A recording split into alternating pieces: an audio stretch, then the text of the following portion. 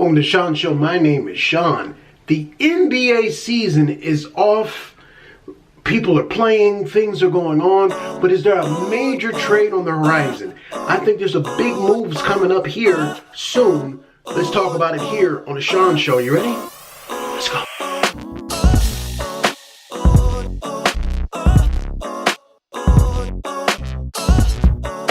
Welcome to the Shaun Show. My name is Shaun. Remember to like, comment, and subscribe. Helps us out here greatly. Love the conversation and dialogue that I have with you guys. Please keep doing it.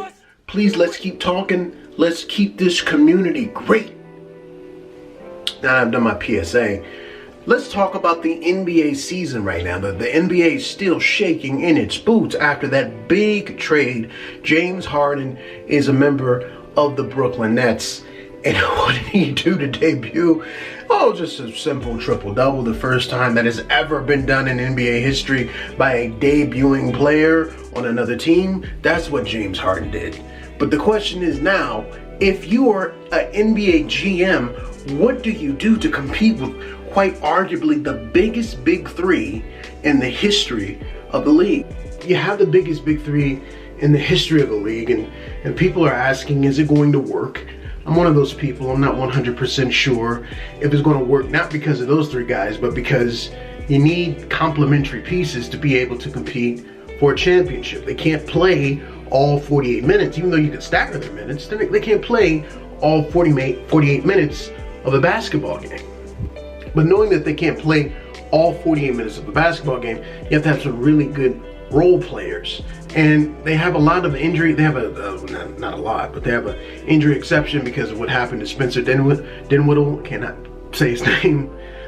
They have, I think, some other caveats based off of the trade that they made, or trades that they made, sending the players to the various teams. So I do think they have a little cap room to sign some complementary players. But the question is not about the Brooklyn Nets. The question is about the rest of the league. What does the rest of the league do? Now, the biggest rumor was that Victor Oladipo wanted to come to the Miami Heat. Remember, James Harden was somebody that they had mentioned wanted to come to the Heat as well, too. So if both of those guys are off the table, what does the Miami Heat do to compete? Because they certainly need another piece. Jimmy Butler is not performing like he did in the bubble. Bam is doing his thing, but you need another scorer. You need somebody that's going to be able to put the ball in the basket. So what do?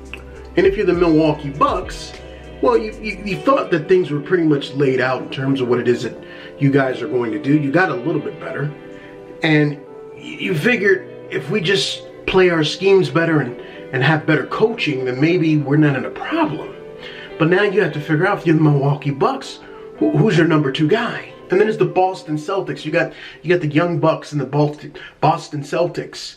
What do? I mean, they've gone to a couple of Eastern Conference championships and finals. Well, not finals, but the Eastern Conference championships. So they're able to do that, but they can't just pass the hump. There's nobody there that is a superstar. They're building superstars, but there's nobody that is quite a superstar yet. And then we head out west. And we see teams like, well, really, there's only one team out west to really be scared of, and that is the LA Lakers.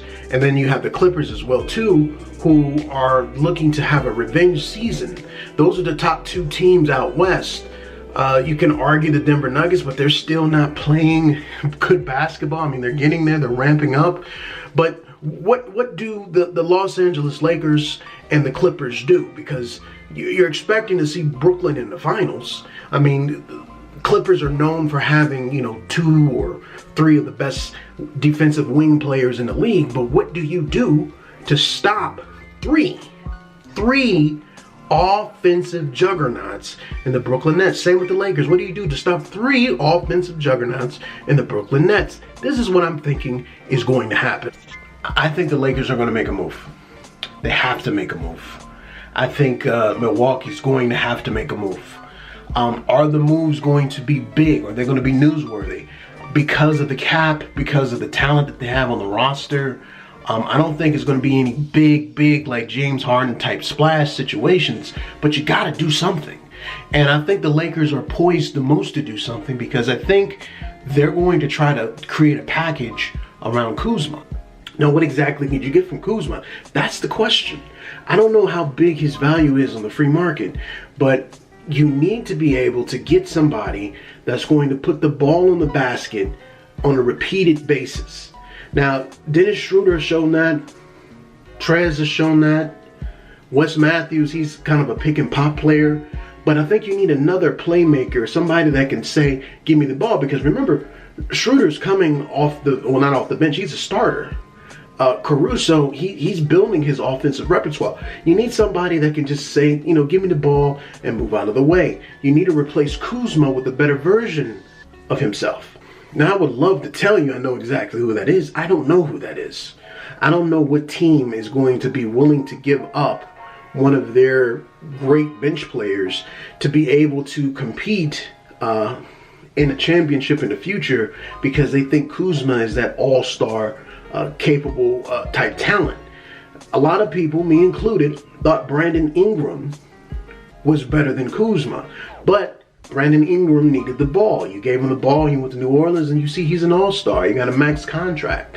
So I don't know exactly what they do with Kuzma, but I think they need to definitely do something, because if they don't do anything and they keep the roster as is, I have a lot of questions about the Lakers in the playoffs, especially when it gets to the NBA Finals. And the Milwaukee Bucks. Now, I love Middleton. I love the trade that they did for Holiday. I love that, but that's not enough. You need somebody that's, again, get out of the way and give me the ball. Now, Middleton is a very solid player. He's a good, if you had a team of, let's just say, for instance, let's just imagine that James Harden was still in the Rockets, right? And you brought Middleton and you put him with Harden and Wall, then you have a team that's ready to compete for a championship.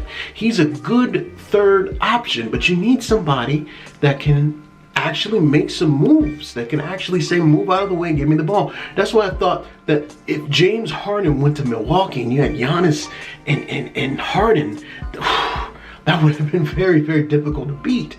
But I don't know exactly what type of moves these teams are going to make, because I don't think there's anybody that's big like that on the free agency.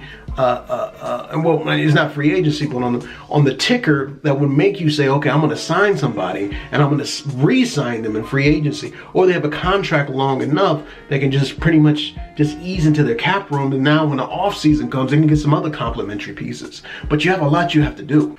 So I don't know, I don't have the answers. I don't have the greatest solution. I don't have any solution.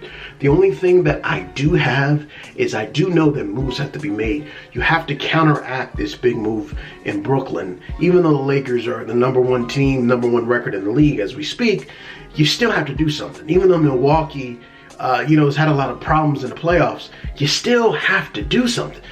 You can't leave these rosters as is, because the NBA landscape has changed dramatically, and that's thanks to the Brooklyn Nets.